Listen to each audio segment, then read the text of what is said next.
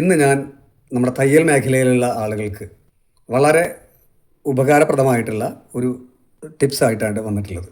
നമ്മൾ സാധാരണ lining attach ചെയ്യാറ് ഇതുപോലുള്ള പിന്നുകളൊക്കെ കുത്തിവെച്ച് നമ്മൾ മെഷീനിൽ തന്നെയാണ് ലൈനിങ് അറ്റാച്ച് ചെയ്യാറ്.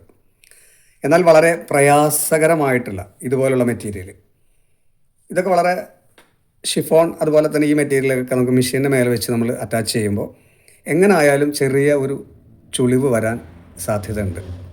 സാധ്യതയല്ല, ചുളിവ് വരാറുണ്ട്.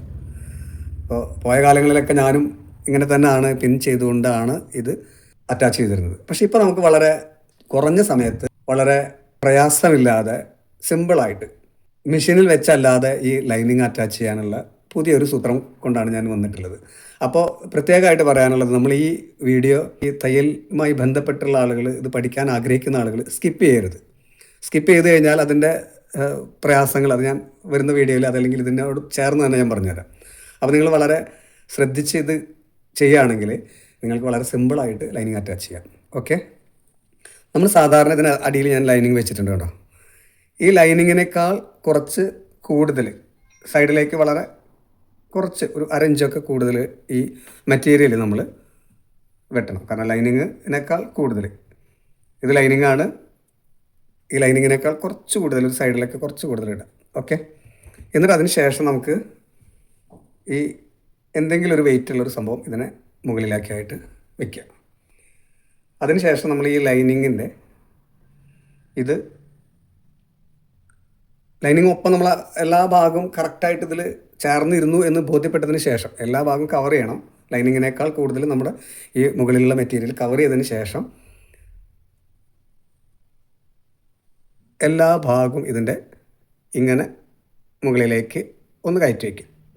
കയറ്റി വെച്ചതിന് ശേഷം ഇതാ നമ്മൾ ഈ ഗ്ലൂ കൊണ്ട് ഇതിനെ പാസ്റ്റ് ചെയ്യണം. പാസ്റ്റ് ചെയ്യണമെന്ന് പറഞ്ഞാൽ വളരെ സിമ്പിളായിട്ട് വളരെ കുറഞ്ഞ അളവിലേ നമുക്കിതിൻ്റെ ഈ ഗ്ലൂ എടുക്കുള്ളൂ, പശ എടുക്കുള്ളൂ.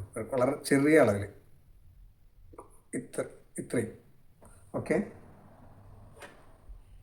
അതിങ്ങനെ നമ്മൾ ഇതിന് മേലെ കുഞ്ഞു ഡ്രോപ്സുകളായിട്ട് പാസ്റ്റ് ചെയ്ത് കൊടുക്കുക.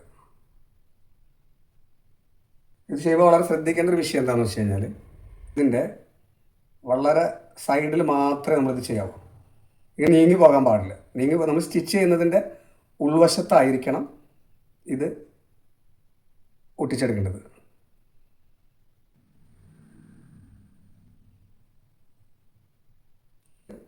ആ ഭാഗം നമുക്കിതിന് മേലെ പാസ്റ്റ് ചെയ്യാം.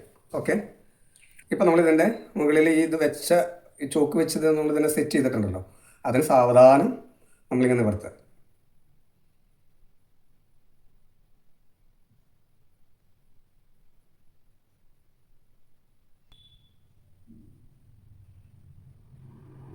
എന്നിട്ട് ഇതിൻ്റെ ഇനി ബാക്കിയുള്ള വശം കൂടെ നമുക്കൊന്ന് ഒട്ടിച്ചു വയ്ക്കാം. ഓക്കെ,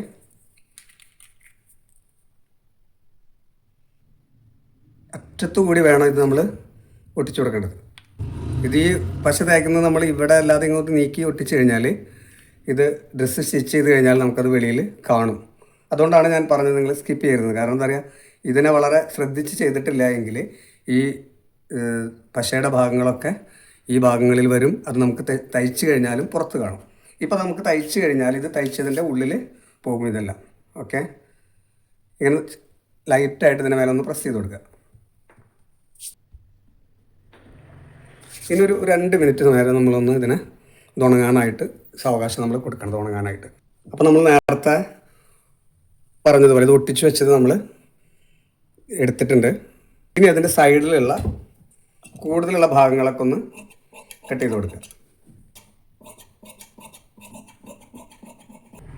ഓക്കെ, നോക്കൂ, ഒരു പ്രയാസവും ഇല്ലാതെ വളരെ സിമ്പിളായിട്ട് ഇത് അറ്റാച്ച് ചെയ്യാൻ സാധിച്ചു. നോക്കൂ, ഇത് നമ്മൾ എങ്ങനെ പിൻ ചെയ്ത് മെഷീനിൽ വെച്ച് അറ്റാച്ച് ചെയ്താലും ഇതിന് ചെറിയ രീതിയിലെങ്കിലും ഒരു ചുളുക്ക് വരും.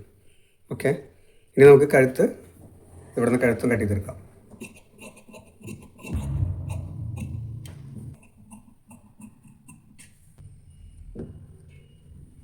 ഇത്ര സിമ്പിളായിട്ട് നമുക്ക് കനം കുറഞ്ഞ ഷിഫോൺ, അതുപോലെ തന്നെ ടിഷ്യൂ, സിന്തറ്റിക്, ഇതുപോലെയുള്ള വളരെ കനം കുറഞ്ഞ ഓർഗൻസ, സിൽക്ക്, ഇത്തരം മെറ്റീരിയലൊക്കെ വളരെ സിമ്പിളായിട്ട് ഇതുപോലെ നമുക്ക് ഒട്ടിച്ചെടുക്കാം. ഒരു കൈയും അതുപോലെ തന്നെ ബോഡിയും എല്ലാം ഇങ്ങനെ തന്നെ ഒട്ടിച്ചെടുക്കാം. ഓക്കെ.